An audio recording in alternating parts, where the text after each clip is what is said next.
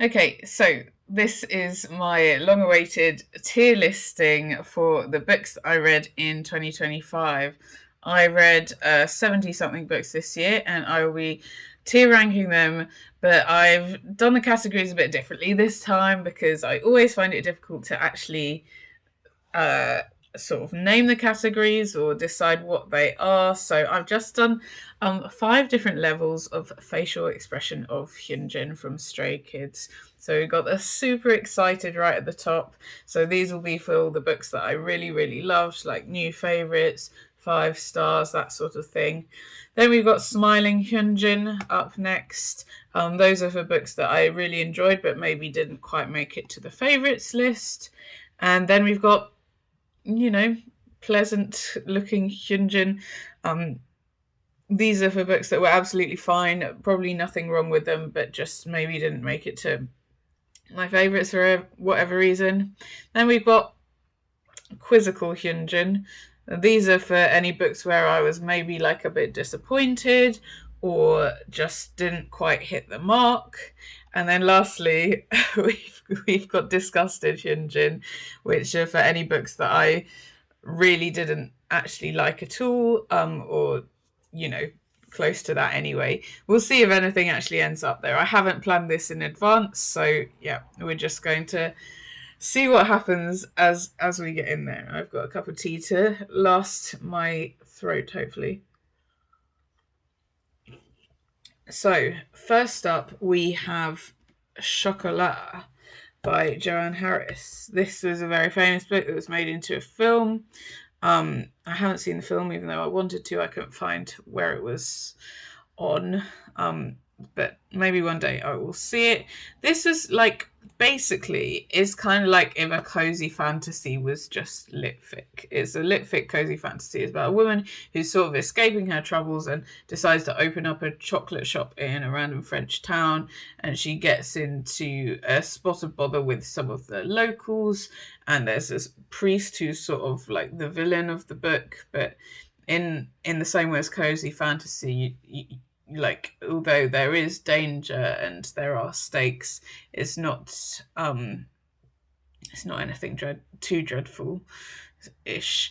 I enjoyed this more than I thought. I think I'll put it in Smiling Hyunjin for now. It definitely wasn't a favourite. Might go down to the middle category when we see what else we get up here, but yeah, we'll see. It was very comforting, a nice read that I read either in January or February, I think, so quite early last year. And I just remember thinking from it, oh, that was nice. That was nicer than I thought it would be.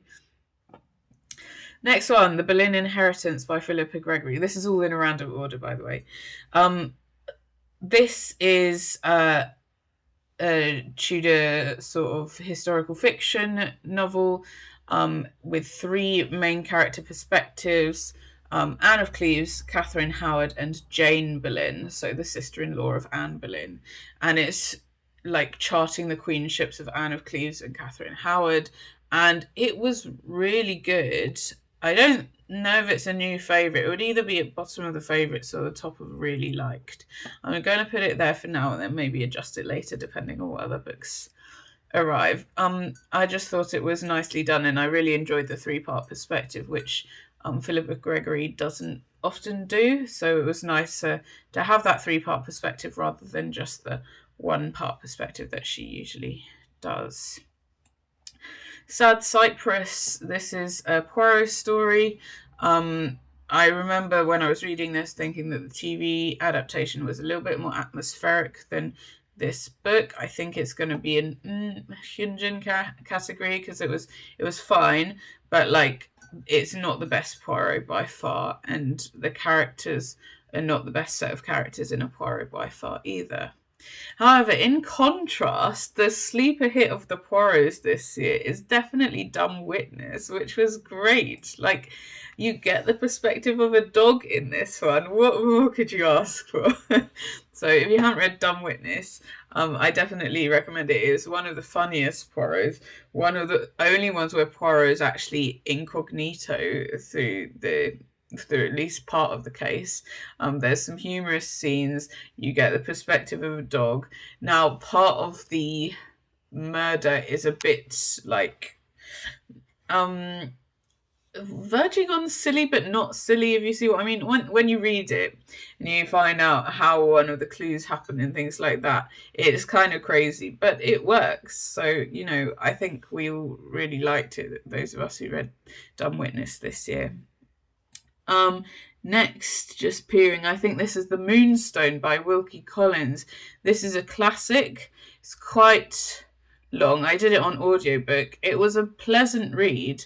I kind of enjoyed it, but it just felt like, the pacing of today does not match up with the pacing of what this book was. It was quite a slow Victorian mystery with bits of melodrama in it.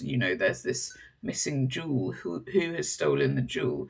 Like, it's kind of obvious, but you do get some twists and turns a bit on the way, and like, stuff about horrible colonial history in India and things like that. So it was educational and worth a read. In fact, I'll put it above Sad Cypress if it will let me. There we go. Come Clean. Oh my god. Okay, so first of all, this is not an enjoyable book, but it is an extremely hard-hitting book. It's a book about a teenager who's sent to a rehab center in America for teens. But these are not like government mandated, officially trained places. This is essentially like um holier than thou cowboys practicing their trade and doing whatever abuses they think will work. It's actually crazy, and it's based on real centers that have been around in America before, in particular. It's quite difficult to rank this one because it was kind of a horrible read, but it was good. The beginning was a little bit weak, though. It felt a bit like trashy teenager book, but then as soon as like you actually get into the center, the writing actually gets better somehow. I think I'll put it at the bottom of this, even though my face was not smiling like Hyunjin at any point during that. Evil Under the Sun, that's another Poirot. That was great. It's a good beach one. I think the cast of characters was entertaining.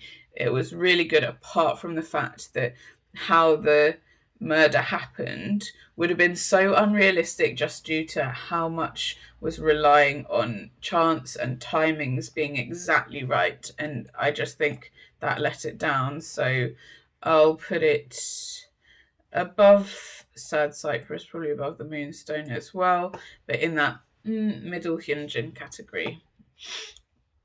I Know Why the Cage Bird Sings. This is the first book in Maya Angelou's series of memoirs. This charts her childhood, including the bit that it's famous for, which is the CSA that happened to her and etc. When she was a child, which was horrifying to read. Very like not traumatic for me as a person, but I could feel the trauma that would come from that really strongly. Definitely go in forewarned because it's very clearly stated in the text. Yeah, it's really good. Once again, like I wasn't smiling, but I'm going to put it in the smiling Hyunjin category because it was just a very good book and, worth the accolades that it's got, but I don't think it would be one of my favorite memoirs. The Immortal Life of Henrietta Lacks is a non-fiction book about this woman, a black woman, Henrietta Lacks, whose cancer cells were taken essentially without her permission in a biopsy and were used in labs, and then were discovered that they were immortal. So they were self-sustaining, and they're still alive now. And scientists have, of course, been using them and multiplying them ever since they were taken from her, essentially without her permission. And it's the story of what happened to those cells, what happened to the woman, what happened to the woman's family. And although at times the writing isn't amazing, I would say, and it's also the way that it's told as a story rather than a work of non-fiction. I sometimes have issues with like how much is the writer elaborating and how much is actual fact, because we don't have footnotes in the same way that a regular non-fiction book does. Even though all of that is the case, it's still a really powerful book. And I remember finishing that and being like, oh my God, everyone needs to read this book. So if you haven't read The Immortal Life of Henrietta Lacks, please do read it. You can borrow it from me if you know me. Yeah, it's definitely worth the read. Scorched Trials, this is a reread because I do intend to finish the Maze Runner trilogy at some point, and I had completely forgotten the entire plot of book 2, so I reread that and could see why I'd forgotten it. So it's fine, it's all right, but it's overall like a bit disappointing because it's a little bit of a filler book, but just with added drama for like that weird silver blob thing. How like that's the one thing that sticks in mind, the rest of the plot is like, okay, they're traveling across a wasteland. Do we actually get anywhere with that? Not really. Okay, next one. Terry Pratchett, Going Postal. This was amazing. One of my favourite books of the year, if not the favourite. And I read it right at the start of 2025 as well. So,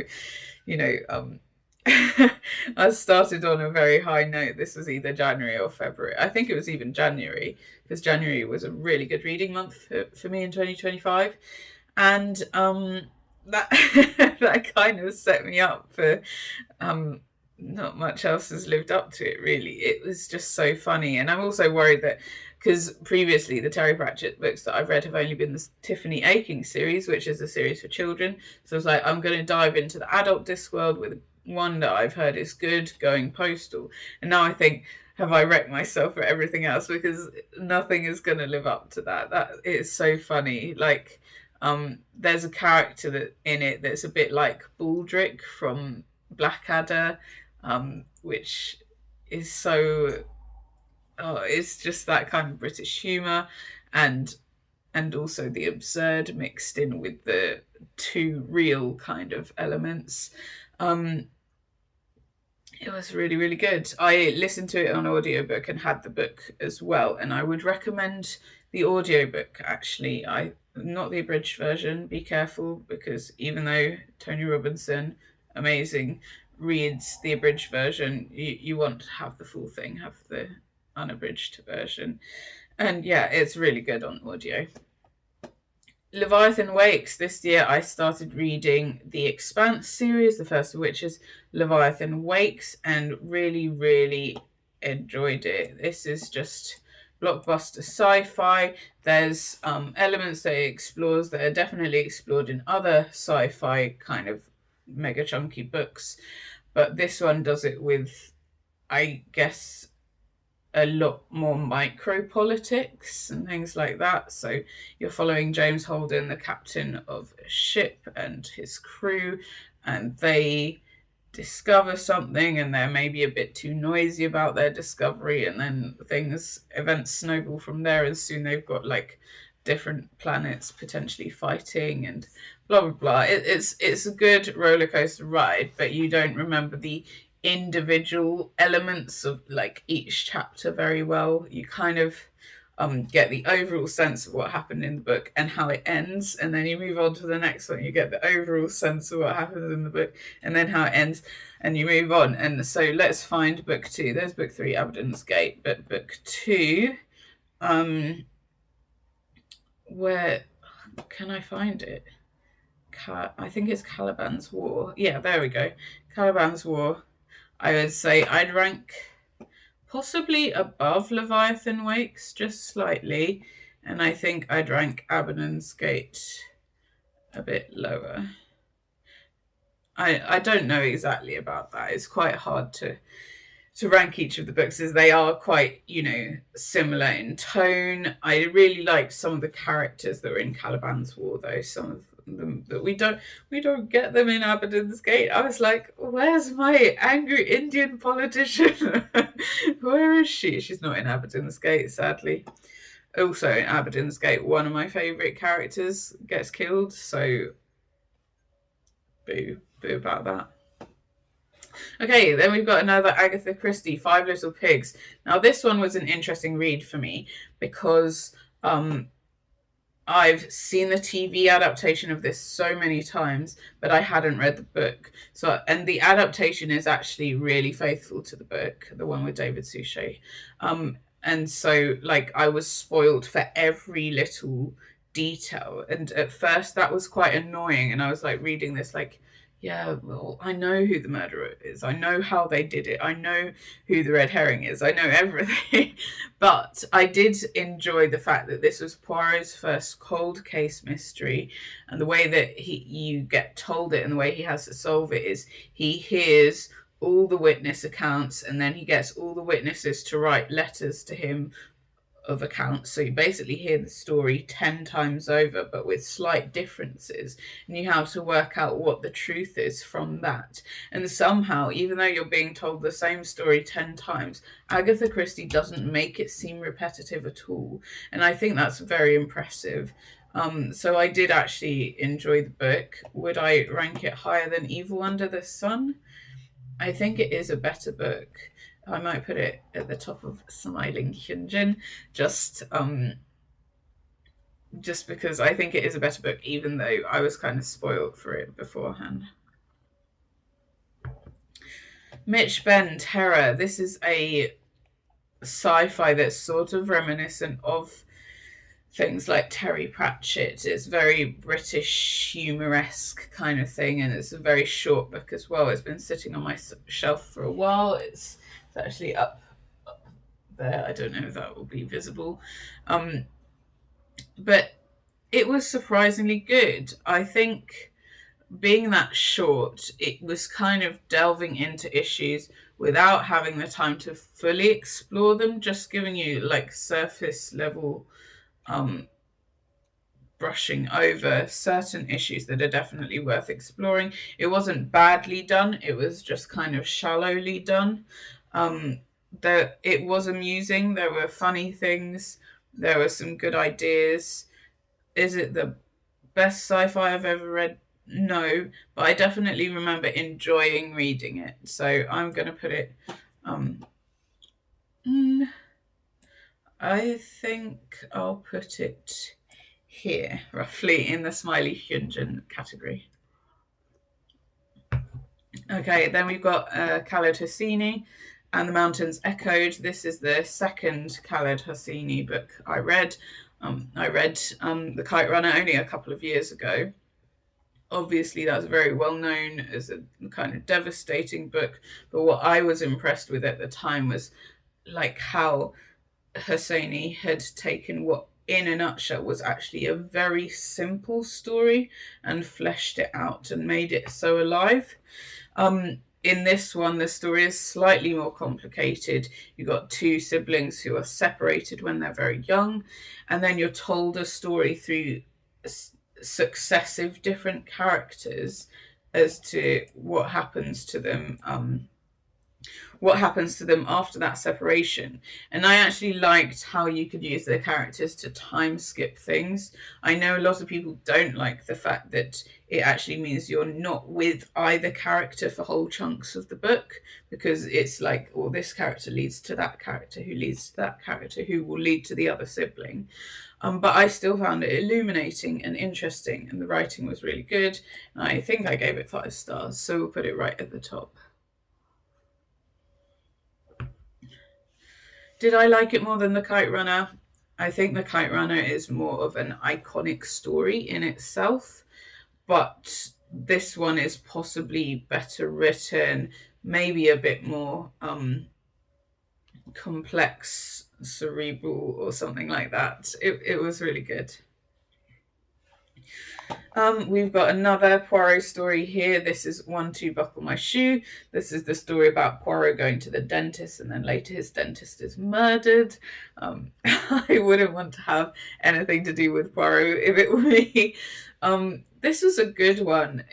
I think I said this at the time, but at first it seems quite convoluted, but actually I quite liked how that played together. I watched the TV adaptation of it afterwards, and the TV adaptation streamlines it a little bit and does make it tighter and probably a bit better.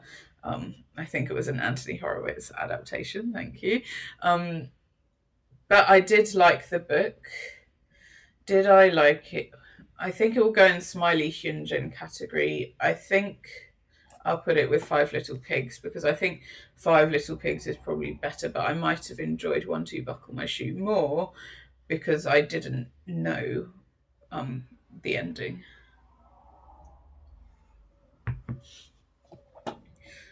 We've got Huckleberry Finn next. So this was the first time that I'd read this classic.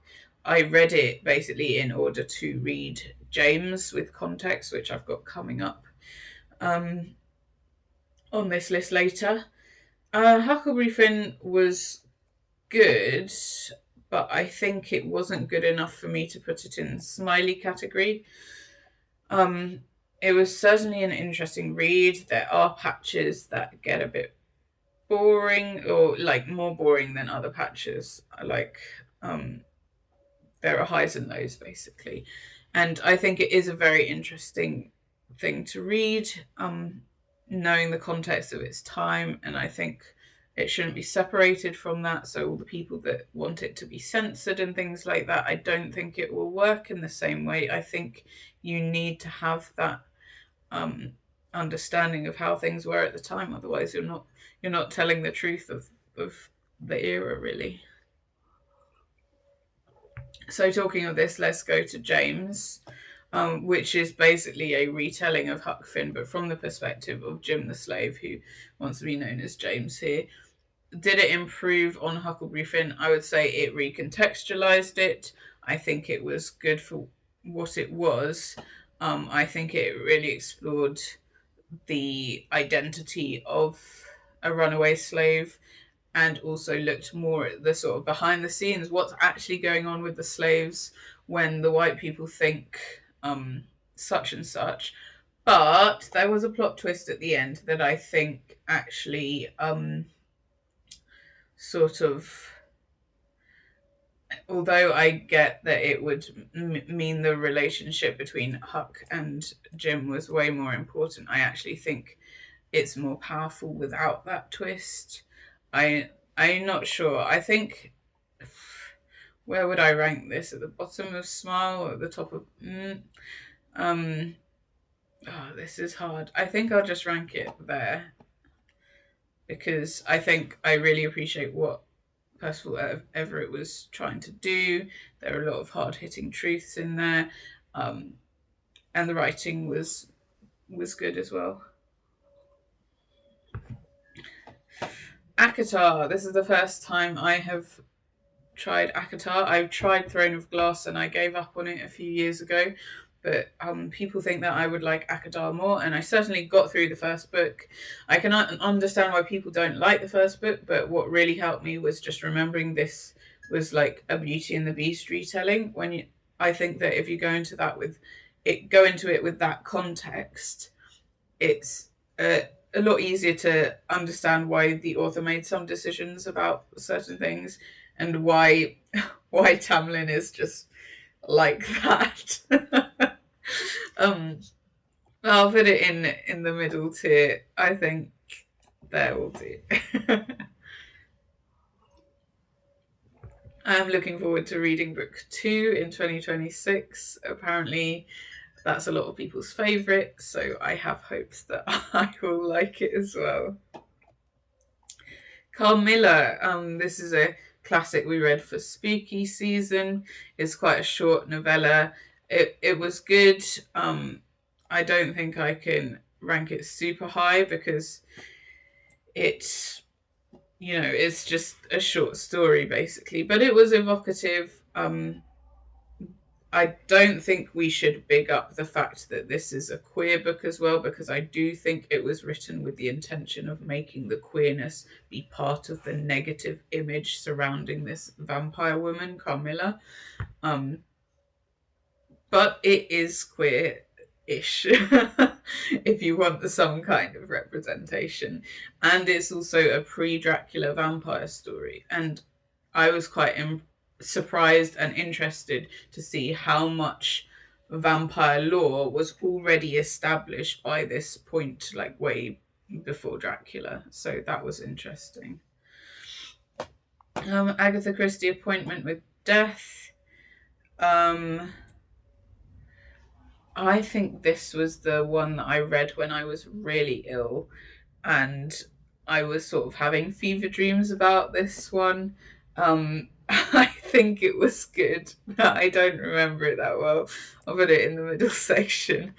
I think the characterization was what was good about this one, but I don't have the best memory of it.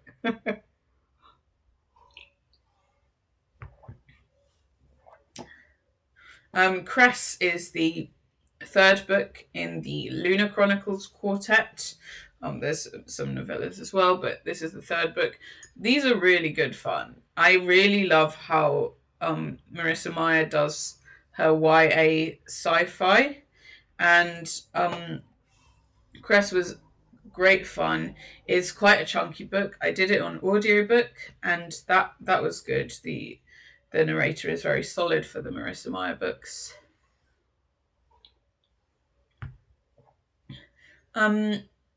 I think at this point what I really like is this cast of characters that has all come together, and it's got that sort of vibe where you feel like you want to see fan art of the characters because they're that vivid. You know what I mean? And I think that's a really successful vibe for it to have. I also think it's really interesting what she does with the futuristic world and the sci-fi elements. So, it's quite difficult to find YA where it's like that deep into the actual sci-fi while still being like a story that isn't just about that technology or something. This is the world building and it's good. I really liked it. Whilst we're there, we'll talk about the the novella that I read from this series as well, if I can find it. Maybe we won't talk about it because I can't find it.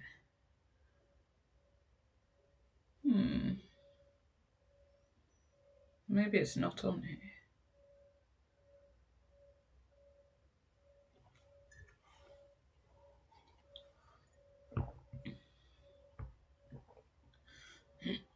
Oh well, I'll find it later if it's here, and if it's not, well, I didn't like the novella as much, basically. It kind of was not helpful towards my viewing of the antagonist of the series. Anyway, Dune Messiah, really good. Such an such an interesting way for the next book to go after Dune. Also, Dune is massive and chunky, and Dune Messiah is really slimline. I did really like Dune Messiah, though. I liked what it did. It used those small amount of pages very well. Made a point. And yeah, it was a good book. I would reread it. I might even move it up to the top category. We'll see. We'll see. Perfect Stranger by Megan Miranda. This was a good thriller. Nothing more to it. There weren't any like loopholes with the plot or anything. I thought it was very well done. Just not like something that would become my favourite book. It was just a really good thriller. Educated by Tara Westover. This is a memoir of this woman who was brought up without basically any education and then decided for herself that she needed to get educated and ended up becoming wildly successful, going to like Cambridge and things like that. But the book is insane. Like the what she went through growing up, like every scene almost someone nearly dies. It's just ridiculous. And you really wonder how they managed to survive. Her and her siblings managed to survive that upbringing, or did they? Wow! My mouth was open in shock most of the time. It was crazy. A very dramatic read, and one that I would recommend that everyone could pick up. Murder in the Snow is a cozy 1950s mystery that I read. I liked it. I I think there were a few, like, not plot holes, but why would they have done that kind of things in the plot, that were a bit dubious. But the reading experience was very pleasant, so it can stay in the Hyunjin section. The Silent Patient, that was enjoyable. I think at the time that it was published, the twist may have been like mind blowing to many people. I didn't find it that mind blowing because I think I saw it coming. I don't remember how far through I saw it coming, but I didn't find it that mind blowing. I think I probably rank it maybe there. I think it was a nice fun fun thriller to read.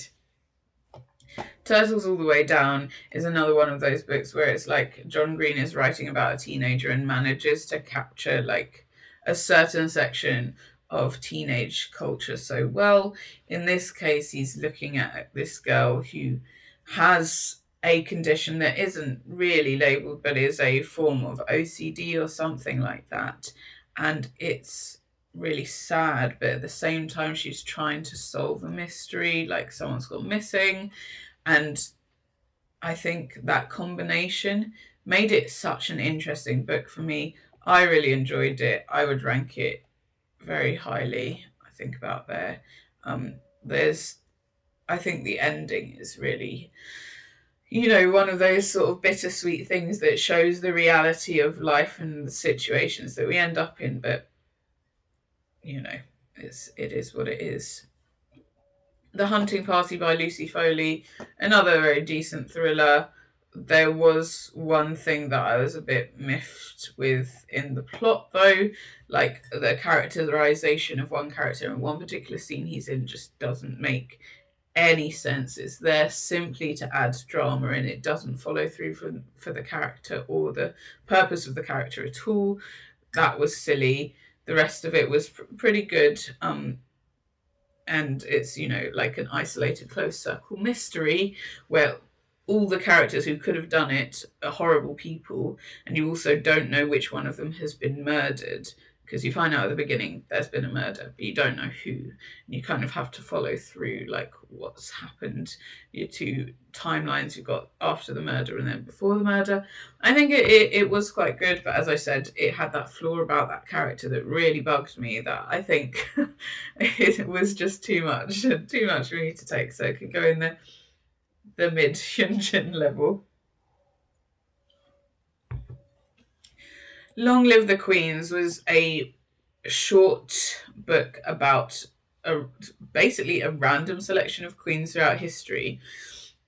It's going to go in disappointed Hyunjin section because it just felt like a really random collection, and then each section about a queen gave you about as much information, in fact a lot of cases less information than a Wikipedia page. And it also felt like some queens perhaps deserved to be there more than others.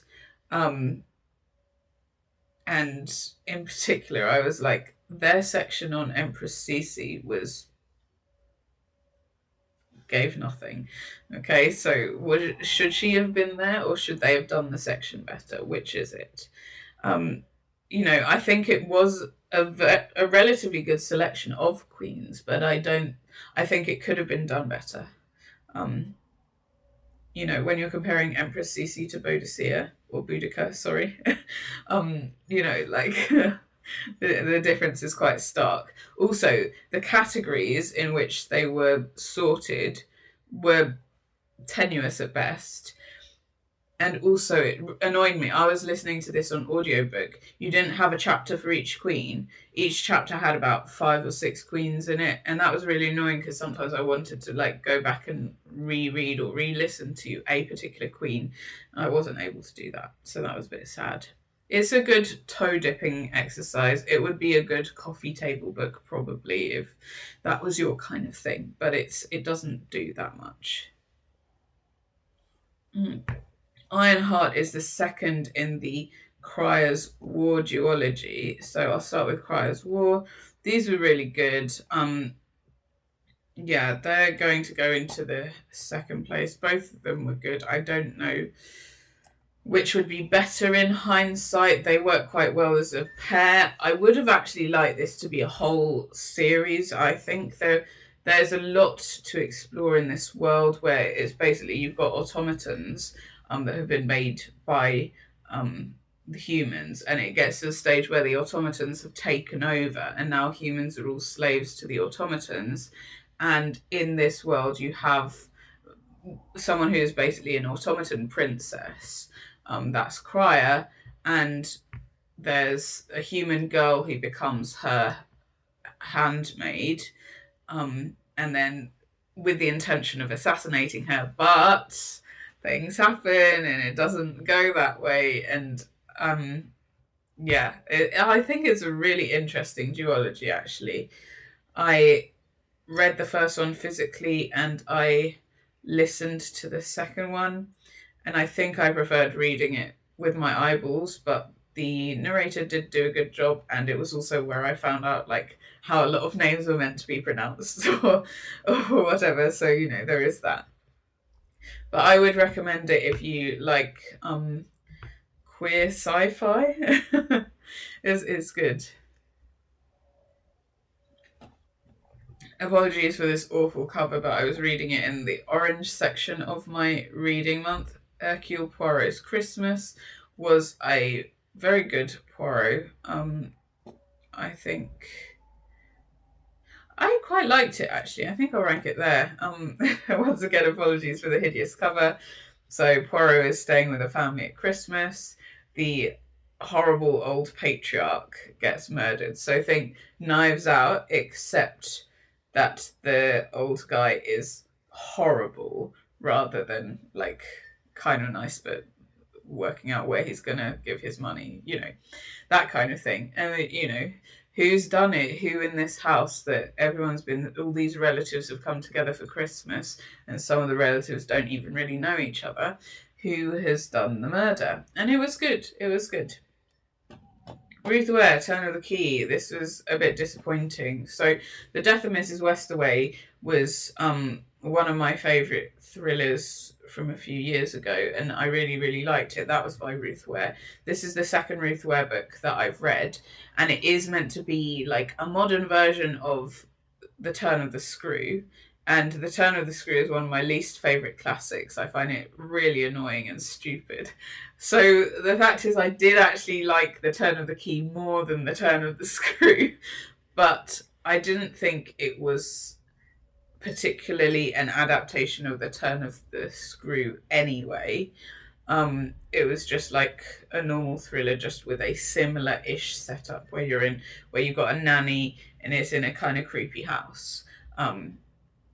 But there is more vividity with this book than there is with The Turn of the Screw, and I kind of like that. Although actually, I think I'll rank it higher than these two because it was a decent book. I just was a bit disappointed. I didn't think it was that great. To be fair, it may well be better a book than some of the ones in the category above, but I was just disappointed with it personally because I'd really loved The Death of Mrs. Westaway. Okay, the next book, The Anglo-Saxons, A History of the Beginnings of England. This is one of my favourites for sure of the year. I think it would be my favourite non-fiction. I don't think it will beat Going Postal for my overall book of the year, but it was really good, and that is because I am really into like that kind of historical era, the pre-Normans basically. So this book basically covers from the end of the Romans in Britain to the beginning of the Normans in Britain, and yeah, it's really good. I just ate it up. I want to reread it. I want it in my brain. I wish there was an audiobook for it because I would just listen to it like whilst I was doing things all the time. But I haven't got access to the audiobook. It's not in the Borrow Box library, so I'll see if I can find it at some point, but yeah, it's really good. And I've lent the copy to my sister, so I can't reread it now. The Trials of Apollo book 5. This was my favourite book in the Trials of Apollo series, so it was nice to end on a positive. It has some of my favourite characters from the Percy Jackson universe in it, like Nico, Will, and Rachel. You know, there were some really good scenes in there. Yeah, I think Rick Riordan just generally does a good job of his books, and I was happy with that conclusion. Is it as good as book 5 of the Percy Jackson series? No, The Last Olympian will live in my heart forever as one of the best series conclusions of all time. It's going to be very hard to knock that out of my brain, but I think this was very good as well. Louise Erdrich, The Night Watchman. This was a very good book. The writing was excellent. If you're looking for a plot, it's a really good book, but is it one of my favorites? No. Does it explore things like how Native American women were treated not very long ago? Yes, that's eye-opening, very sad. The whole like cow suit poisoning women thing was crazy. But ultimately it's kind of like we've got disparate plots slightly tied together, and that's not my favourite style of storytelling. But this one was done well, and it did hang together. So it wasn't like, I've read that type of book where I really don't like it because you're like, well, why were we being told all these separate pieces? Well, it does work for this. And I also appreciated where the book headed to for the end point. Tristan Strong Punches a Hole in the Sky. This is the first in a series of middle grade children's sort of magical adventures about this boy Tristan who basically punches a portal into an underworld type place into existence. This was good, but in fact there were some things I absolutely loved about it, but there's some things I didn't. I think it was really good, but I don't know if it's good enough for me to continue the series. I own book 1 and 3, but I don't own book 2, so I'd have to find book 2. And I don't know if it's going to happen. But I would recommend it to children and teenagers to read because it has some funny stuff. It's probably one of the books that is the most like Percy Jackson style that I've read, considering so many other books claim to be the new Percy Jackson. This one kind of is. There are some good characters, but I don't think it was strong enough for me as an adult to want to continue. But if you know some young people in your life, you should give it to them because I think it should be more popular for the young sphere. Against the Loveless World.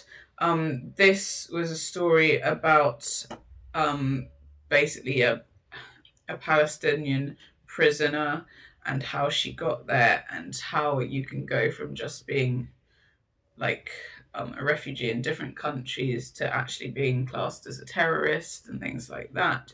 It was a very good book. I think I'd put it somewhere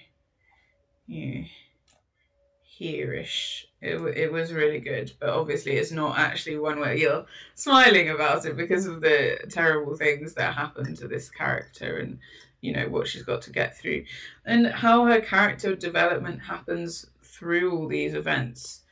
I mean, it is terrible, but it was really interesting and very well done. Garthanic Sabriel. This was a reread, but I hadn't read Sabriel since I was like probably 12 or something, and it's so good. Like, it holds up so well. It's basically a flawless adventure book, and there's surprisingly little world building, but it's so vivid. You can really feel like you're in this different world. I love that so much. And Oh, the magic system with the necromancy and everything like that. I just think it's so good. Screaming Hyunjin section for sure. Like, really glad I reread it. I'm gonna carry on with the rest of the series, hopefully this year. The Wolf Den by Elodie Harper. This was brilliant. I really enjoyed it. I think, yeah, one of my favorite books. It's about how it's a novel about women surviving being in a brothel in ancient Pompeii. Um, so all of these women are enslaved. They don't have a choice about being in the brothel, and it's basically what they've got to do to survive. And the main character Amara is fascinating, like psychologically, which I love. What's she going to do to save herself and her sisters? Who will it actually benefit? How can she benefit people? Like, it's just really good. Oh, I listened to the audiobook as well as physically reading. The audiobook was really good. The narrator was excellent. So yeah, do that as well if you want. I really recommend it. Clara and the Sun by Kazuo Ishiguro. I have this thing with Kazuo Ishiguro books that I always find them really hard to rank or rate. They just seem to live on a spectrum outside of every other book, which I guess is a compliment in itself. Um, Clara and the Sun definitely left me with food for thought. It was a very interesting book. It's about a robot friend, essentially. So this is set in the near future where people have robot friends, but also there's this sort of underlying condition that can happen to humans if they don't get their brains sort of upgraded, I guess would be layman speak for what he's trying to indicate in this book. It's it's a thoughtful book. um I did like it. I didn't love it, but I also think about it a lot. So I am going to put it in Smiling Hyunjin section. Smiling Hyunjin section is getting a bit big, so I'm going to move. Yeah, I'm going to move Dune Messiah up. Hee. Oh, Piranesi by Susanna Clark. Everyone's like, this book is really good. Like, you should just go into it not knowing what it's about. Yeah, you should go into it not knowing what it's about, but you should be aware that it will be really good, but perhaps in a different way to what you think. Okay, so you need to go in with a clear mind, fully open minded. I think it's definitely one of my favorites of the year, but would it be my top favorite? Probably not, but I did like what it gave, and I also really liked the vibe of the novel. It kind of feels like um older kind of fantasy books somehow. Um Try it, see what you think.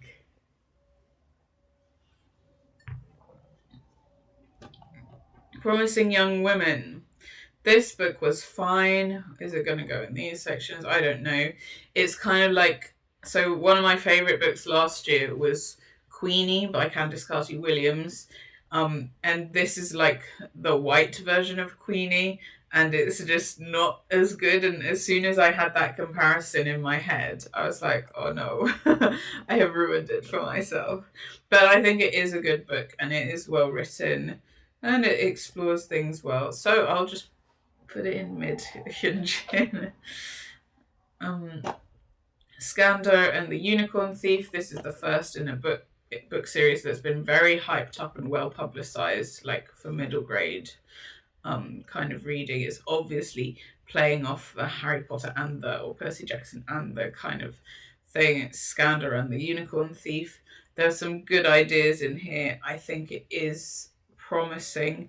I can see why some people think it's overhyped. I certainly think the amount of publicity it's had is probably overdone. It's not as good as something like Percy Jackson, but it does have some interesting ideas. I do find it really funny though that I like have this idea in my head, and I don't know if this is true, that the author originally wanted to do it as dragon riding, but was told, you can't have dragons. They're in like How to Train Your Dragon and blah blah blah. Do it with something else. So they chose unicorns because they were like fire breathing unicorns and stuff, and the unicorns with like weather powers and things like that. And it just feels like dragons, but unicorn version. And I just can't get that out of my head. Um, Tristan Strong is probably the better book. But Skander has a really promising like plot setup sort of thing. I don't know. Like Tristan's the way that Tristan plays with mythology and the African American sort of traditions, and also what weren't traditions but were forced upon them, and things like that intertwining into how the plot works out is actually really cool. Whereas Skander is just like your basic, like well structured, like magical school kind of villain reveal later sort of thing. It's good though. And I started reading it out to my year 8 class last year, and there were a few of them who were definitely into it. I hope they picked it up themselves after, but you never know. I don't teach them anymore. Right, Cecily by Annie Garthwaite. This was good, but I fear the issue with Cecily is I knew too much already, so even though I was interested, it's not going to be one of my favourites, and I did enjoy it because I could see what the author had done. But you're kind of trapped in between a rock and a hard place with this, because if you know too much already, you're not going to be wowed by this. But if you don't really know about Cecily Neville at all, then you're also not going to enjoy it that much, I think, possibly. But I did think it was a good book. The writing did unfortunately like jar me a little bit when I started it, but once you get into the swing of it, it was actually fine. I think I'm gonna put it here because I did enjoy the book. And I did really like it, and I would read it again, to be honest, but it just wasn't right at the top. I feel bad ranking it lower than Philippa Gregory, actually, because Annie Garthwaite is sort of that same kind of, era, but, it is what it is. Great Circle. I'm gonna put it in the bottom. We've got our first disgusted Hyunjin face. This book I nearly gave up on several times, especially in the first half. Luckily, the second half was much better, but it's meant to be a story about a woman aviator, but we spend so long talking about why her mother was sexually traumatized. And it was just difficult to get through that first part. Like, how much CSA do I have to get through before I can read the bit about being a pilot, And I get that it's providing context and it's providing characterization, but Agatha Christie can do amazing characterization in like 200 pages, and this book was still characterizing the mother in the first 200 pages. Like, it was also a bit like, those jokes about men writing women. It was like that, except this book is written by a woman. So there was good writing in it, yes, but there were also things that I had an issue with. There were good sections of the plot, yes. There was an interesting twist at the end, yes. The second half was really good compared to the first half, yes. But I'm still going to put it in disgusting faced Hyunjin because, well, something's got to go there, and I was pretty disgusted with this, especially in the first half and when I was nearly giving up on it. But I didn't. I pushed through. I read it all by audio. Oh, also, we have this interweaving plot line with a modern day actress who's playing the female aviator in a film. And when you have interweaving plot lines like that, I expect them to link up better than this one did. I mean, there was a bit of linking, but not very much. I guess I set my standards too high because one of my favourite books of all time is Holes, which has amazing plotline interlinking. But this was not as good as Holes. Let me just be clear about that. Death on the Nile. This was a reread. It's a great, great book. It's worthy of the title as one of the great Agatha Christie's. I put it right at the top of Smiling Hyunjin because it was really good. Is It's not a favorite of all time for me. I think that is really funny that I'm ranking Dumb Witness higher, but I think Dumb Witness was so iconic for us this year. Brandon Sanderson, Mistborn, The Final Empire. This was a reread as well, and I'm so glad I reread it because I tell you what, the first time that I read The Final Empire a few years ago, I was a bit disappointed by it. I was like, okay, I can see it's good, but it didn't really click with me. This time, sort of being more aware of what I was going into, it was so much better. I really loved it. I think I gave it 5 stars or 4.75 or something like that. And I would probably rank it at the bottom of my favourites. Like, I had such a good time with it. It shows how opinions change, right? Legends and Lattes, that was lovely, just like everyone said it would be. But I read it really close to Chocolat, and they're so similar. Like Legends and Lattes literally is Chocolat but fantasy, and that was really weird for me to see. I was thinking when I was reading these two, like, has anyone noticed that these two are basically the same book? Just one is fantasy and one isn't. I mean, Chocolat's even got like a little bit of magical realism, so you could argue they're both cozy fantasy and they're both like really similar. Just one's opening up a chocolate shop and one's opening up a coffee shop. Like that's is really similar. I think if you liked one of them, you'll probably like the other if you're looking for something that's similar.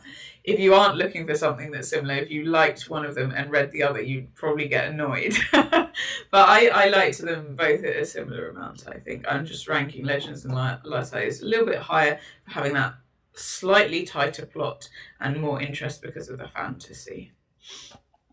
Convenience Store Woman. I really liked this. Where would I rank it?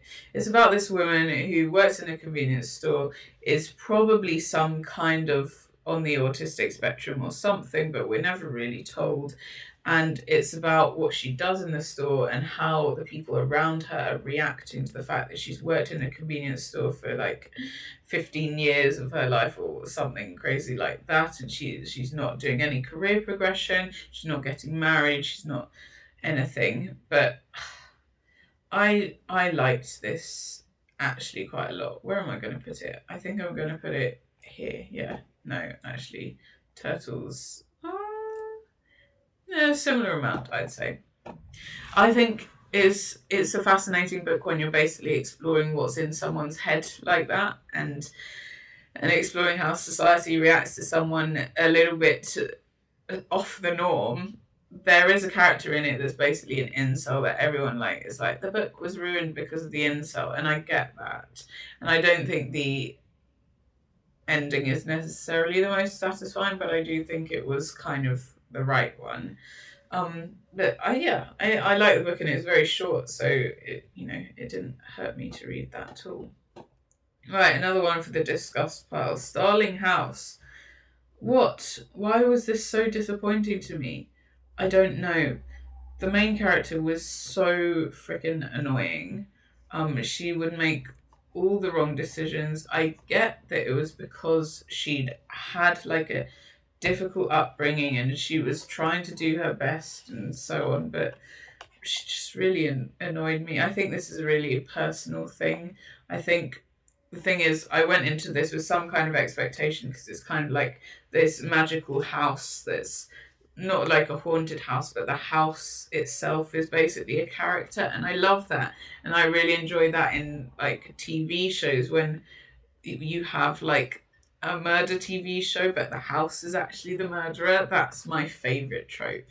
But this one, it felt like it had all the recipe ingredients that I would have liked, but with the wrong characters or something, and it just didn't work. It's a little bit also like The Magicians by Lev Grossman.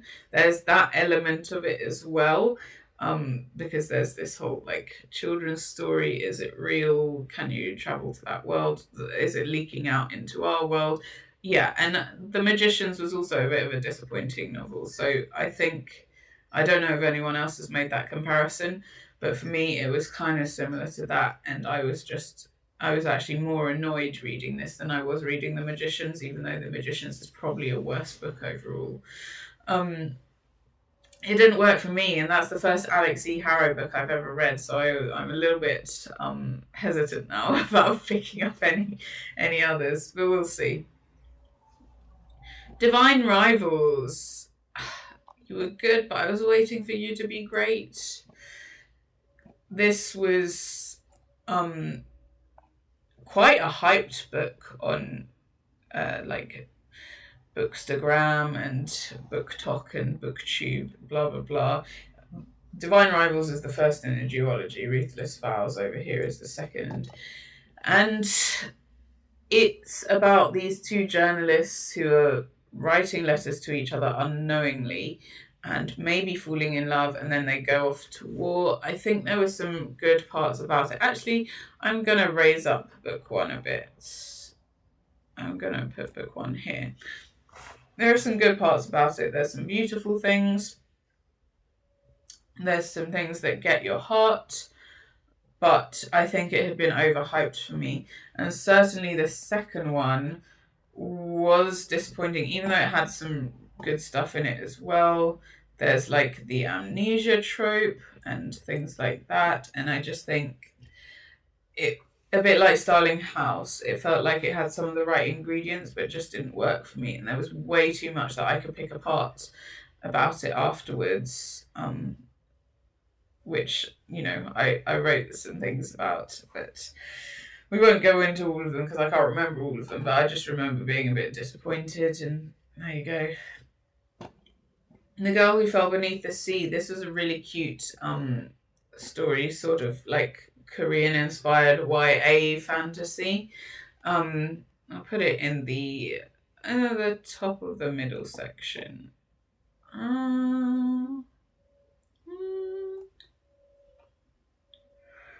Yeah, it's climbing the ranks a bit here. Yeah, I'm going to put it there. I did really enjoy this book. It was really nice. Like, it's like a combination of Spirited Away and The Little Mermaid and K-pop Demon Hunters, and you stir them all together and you get this really nice little, essentially a love story, really. It was really pleasant, a really pleasant read. If you just want something with stakes that's nice.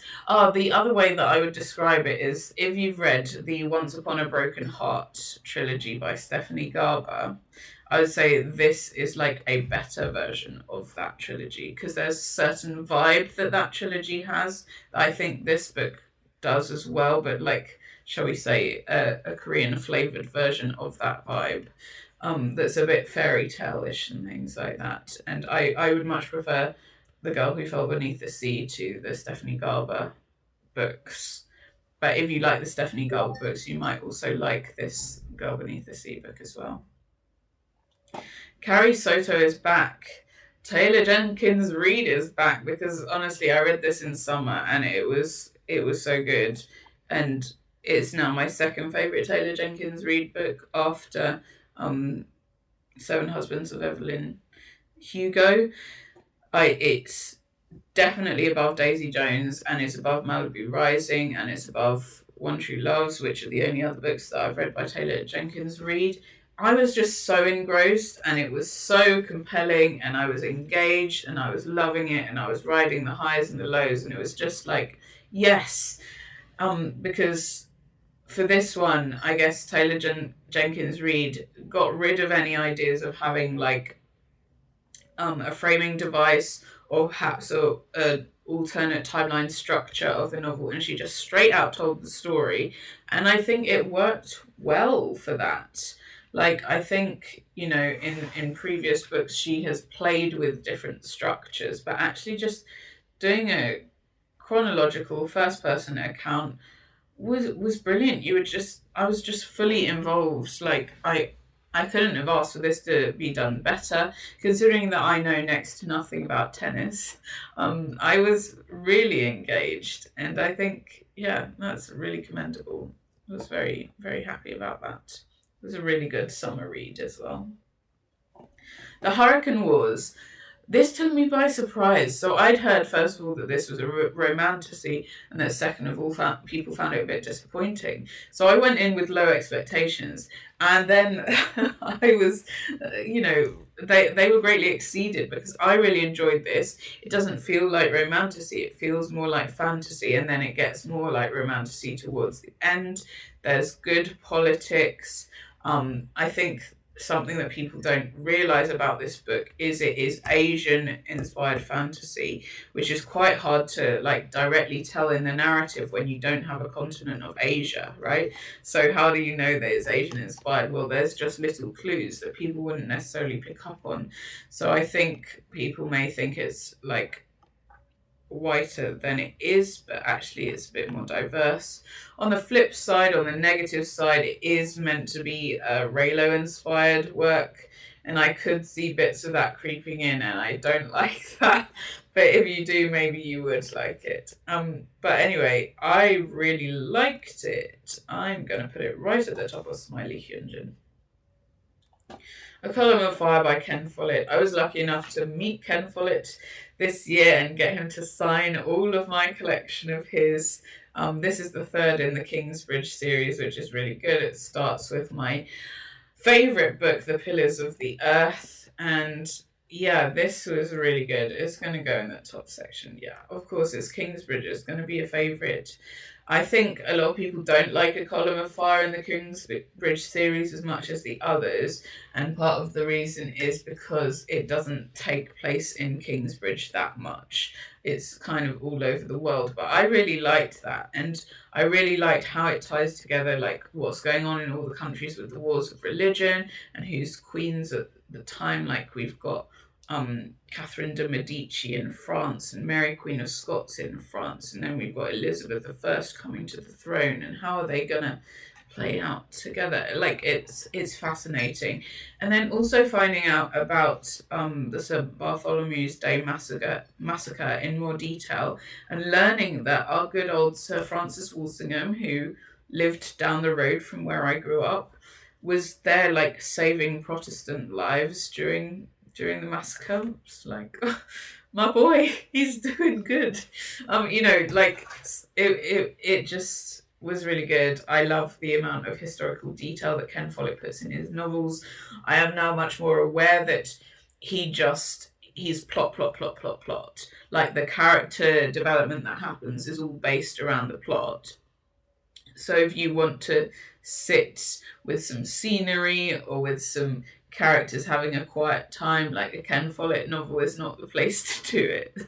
But if you like plot, plot, plot, plot, then you should read a Ken Follett novel. Glorious Exploits. This is a really intriguing book. It's set in the ancient world, in Greece, but it's Syracuse. Is that where it is? It's set in Syracuse, and they've got some Greek prisoners from the wars that have been going on there, and the prisoners are in a pit, and then two basically crazy locals decide to enlist the prisoners to put on a play, and it's about what happens with that. And there are some horrible moments in this. It's got a very intriguing tone. It sort of does and doesn't go where you think it will. I liked it, but I didn't like it as much as I thought I would, because I love ancient stories, like stuff set in the ancient times. And this was almost like a weird kind of literary fiction novel rather than like a historical fiction novel, which is kind of what I'd gone in thinking it would be. I think the tone that it was told in was really interesting, and I would probably want to reread it in about 10 years' time or something. It's not a long book, but it was not really what I expected, and I think there's a lot of merit to it, but it wasn't a favourite like I thought it might be.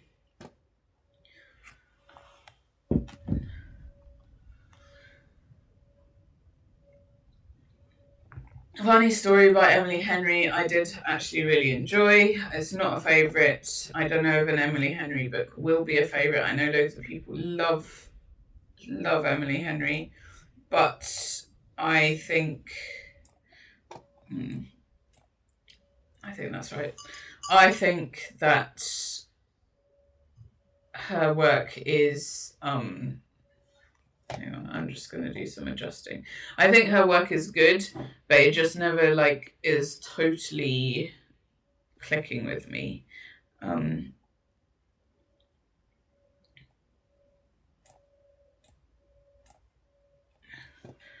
and I like the ideas, and I like her humor, and I do think probably her humor is part of the best part of it. But I don't know. It just, yeah, doesn't quite click. There we go. A bit of reordering there.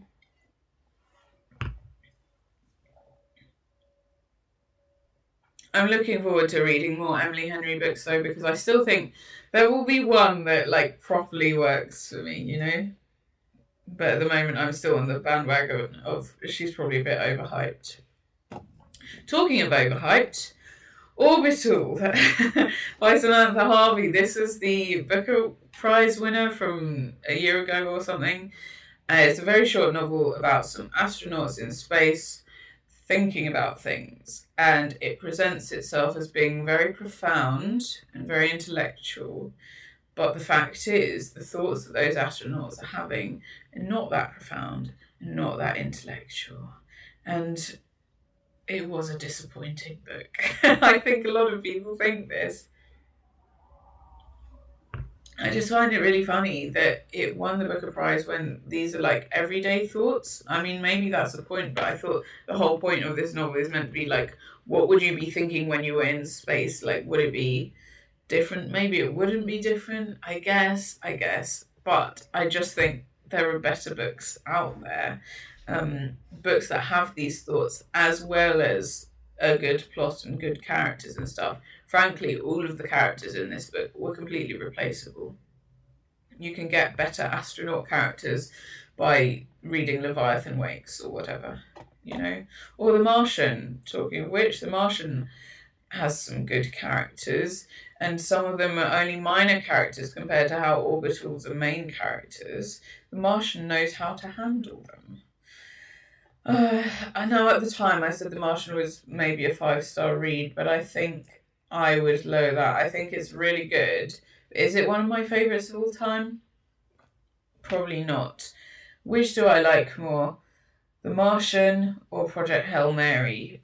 Well, Project Hail Mary is kind of more interesting, I think. So, although The Martian is really good and has its good humor and things like that, I think, like, if you were thinking of them as foods, Project Hail Mary is much more flavorful and interesting with different textures and stuff, whereas The Martian is like potatoes.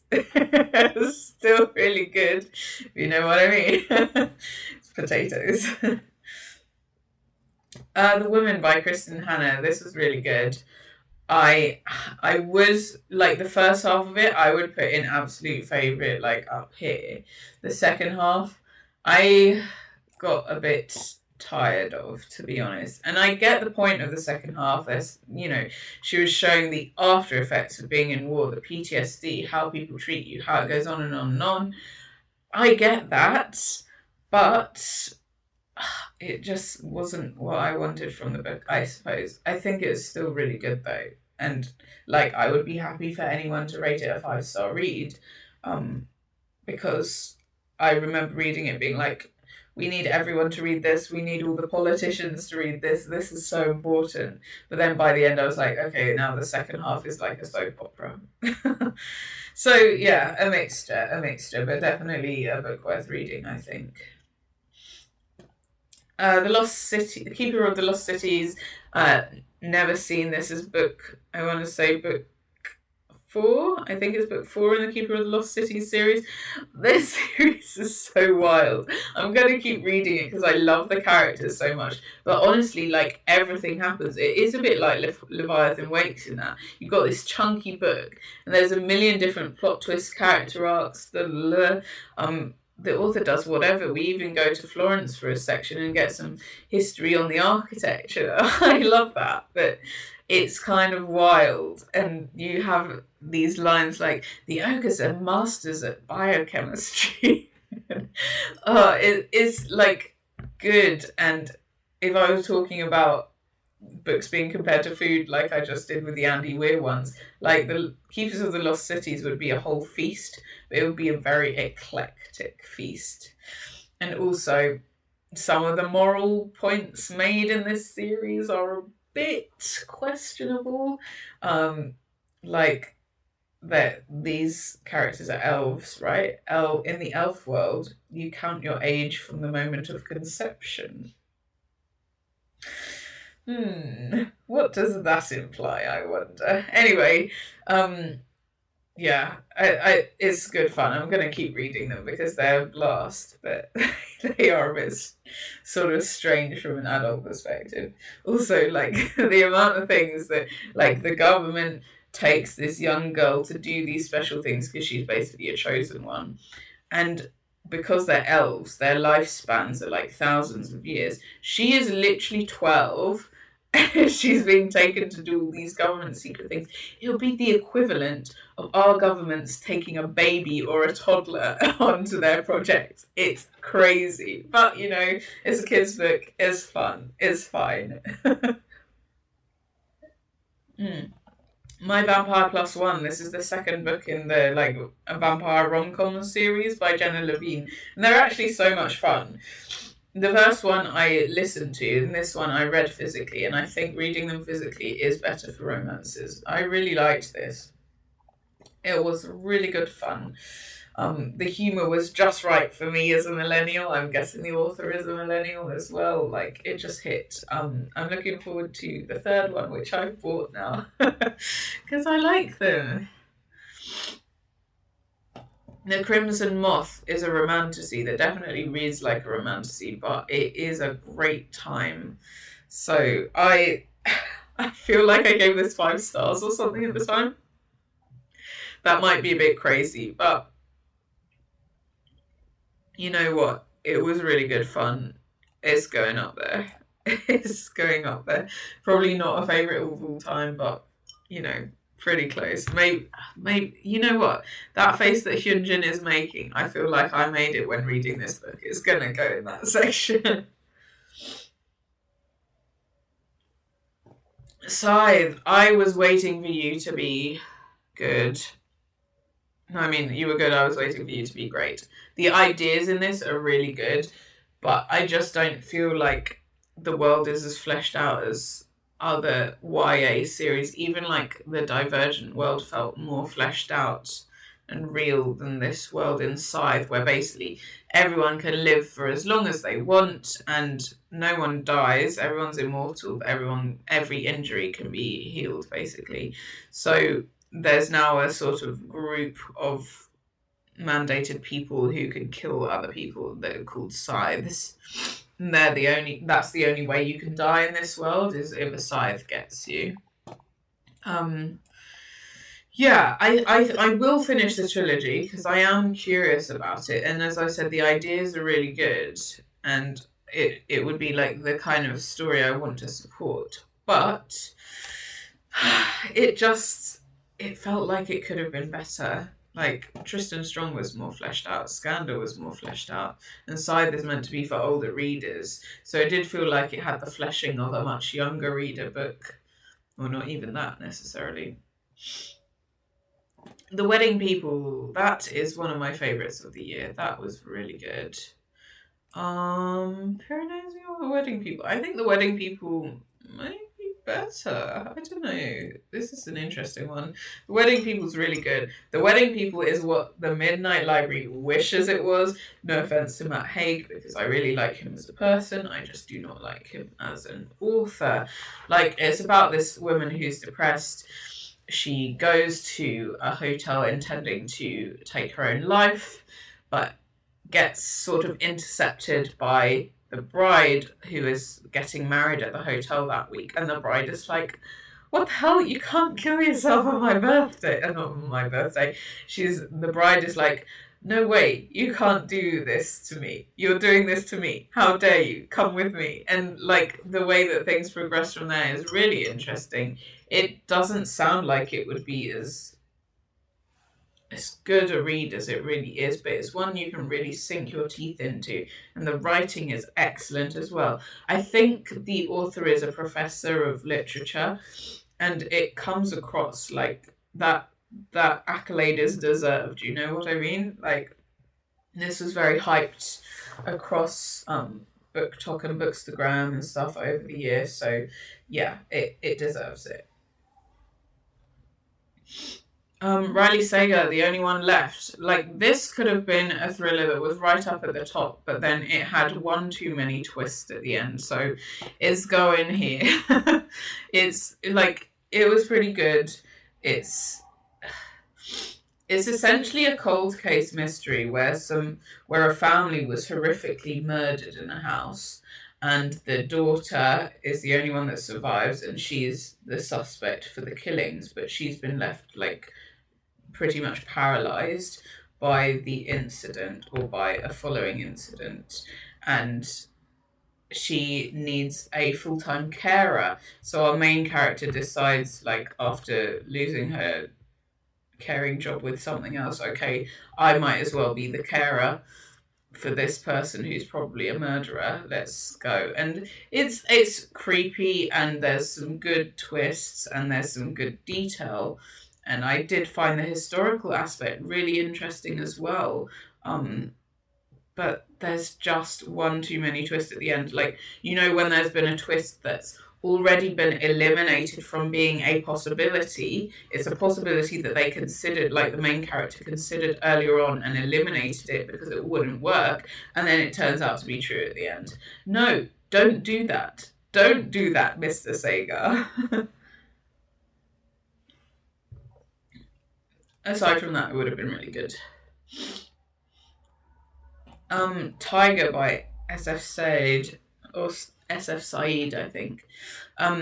This was a strange little book. I think I have to remain completely neutral on it. It had some very good points, and it's quite short, and it was evocative. It was like this alternate London where things had gone poorly in a way that you might not know, but basically, like, there would be ghettos of anyone who was not white, and most of the animals have been extinct for a while, and then suddenly there's this tiger in London, and it's being hunted down, and there's no tigers left in the world, so how has this happened? And that doesn't really explain what the book is doing very well, but it is a good look at an allegorical version of, like, racism and deforestation and taking wild spaces away and things like that. It's probably worth a read, but you might come away from it being like, what did I just read? Thornhedge by T. Kingfisher. This is a novella that I read really early on in the year. It's a retelling of Sleeping Beauty with the caveat of, what if Sleeping Beauty had been put to sleep for a very good reason? And I loved it. I was like, have I just read my favourite book of the year? And it was only a novella. Like, I really enjoyed this. It's got that nice sort of fairy tale vibe that we've mentioned, but it's also got, like, humour in it as well. So I guess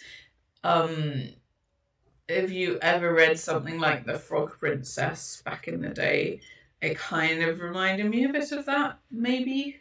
I don't know. Haven't read that recently enough to know, but that's what was in my mind. The Diviners by Libba Bray.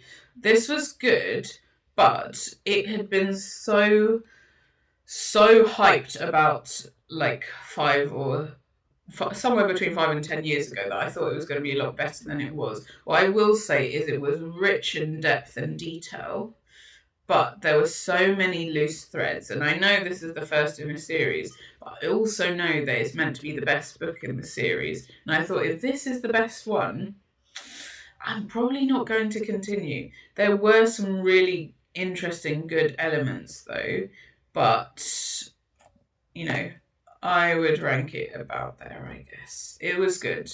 It was very chunky, and if that's the best in the series, I don't know. All Roads Lead Here. This was a nice little rom-com. Once again, this book, All Roads Lead Here, had been hyped up a lot on BookTube, like sort of during COVID time, I think. So I'd had it on my TBR for a while, and with the new cover being printed, I was able to like buy it recently, and it was nice, but it wasn't the wow that I'd been hearing about. Yeah, it was. I think one of the best parts of it was the comedic scenes. I definitely laughed out loud a few times in them. The romance was also fine. It's a very slow build, which I'm happy with, but I don't know. And also, I'm pretty sure that someone said that this book was spicy. There is a grand total of one small spicy scene towards the end, and that's it. Like, it's not very spicy at all. It's very mild. Chain of Gold I finished recently. I hadn't read a Cassandra Clare book in a while, so I picked up the first couple of the last hours. This was really enjoyable. I think what I like to see is that Cassandra Clare has really improved her game from the start of the Mortal Instruments all the way to the last hours now. I think it was a very well written book. I didn't really have any issues with it, which probably means the number should be lower because I did have issues with that.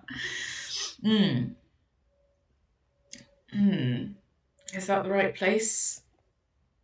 Maybe I'll just put it here to break up Caliban's War and Leviathan Lakes. Yeah, I think maybe that's about the right place. Oh, that being said, I think it was better than the Hurricane Wars. The Hurricane Wars has some problems, let's put it down. Even though I did really enjoy the Hurricane Wars, there are some issues you can pick at with it. But anyway, Chain of Gold, I don't think really had any issues. If you're happy with reading about historical London in the Edwardian times, and you've got demons, and you've got romance, and you've got mysterious things happening, I like that stuff. And I think, as I said, Cassandra Clare has improved her writing and improved her characters as well. And she always tries hard with inclusion, which I really like. So one of our characters is, they describe it as Persian in the books, so like Iranian, mixed heritage or whatever. And I think it's interesting how she links in the sort of Persian mythology around demons to like the British mythology around demons in this case. I really like that. So, I'm happy to read Chain of Gold, and I will continue with the rest of the series. Notes on an Execution I picked up because it was meant to be a divisive book. Like, was I going to like it? Was I not going to like it? I definitely fall in the camp of liking it. I don't think it's one of my favourites of the year, not quite, but I do think it was really good. Yeah, probably there is the right place for it. Because it's basically about a serial killer who's going to be put to death for his crimes. And it's meant to be telling a female perspective of the story, except that it's not really, because it tells a female perspective and it tells his perspective. So you have a mixed perspective, but I still think it was very well done. I just don't think it should be viewed as a feminist take or like the female perspective or something. I think it's just a good story about someone who was a mediocre man being a serial killer and then paying for his crimes, And lastly, I've got John Green's The Anthropocene reviewed. This was lovely. I listened to the audiobook for this, and what it is a series of essays by John Green on various different topics, and then he gives each topic a 5-star rating at the end. So, like, you have, I don't know, football, and he gives a 5-star rating, and you have like a disease and he gives it a rating, things like that. Or mortification is one that I remember, and he gives a rating to that. And I just, and the audiobook which I listened to is narrated by John Green himself. And I really like John Green. I think he's a very well-intentioned guy. I think some people give him a bit of stick, and I don't think he deserves it. I think he's always been trying to do good. And I kind of, I don't know, like I feel like I understand him. But anyway, the book was really interesting, really good, very comforting to listen to, and gave me lots of thoughts, and I would definitely listen to it again. So there we go. I've been sort of adjusting it as I've gone along, but I think that's pretty much right. It is annoying me that, like, these lines are not perfect, so maybe just to make it perfect, since this is in order anyway, I'll move this up. That puts Chain of Gold in my favorites. Does that? I think that's fine, you know. I think Hurricane Wars is... I did really enjoy it though. Never seen I Can Move Down. That's probably too high. Here we go. Yeah. Look at that. Beautiful. Beautiful. Yeah. There we go. So that's my tier ranking. I hope this video is recorded properly. It says I've been recording for 1.5 hours, so I'll see if I can trim it down a bit. But there we go. I hope you enjoy this. See you in 2026.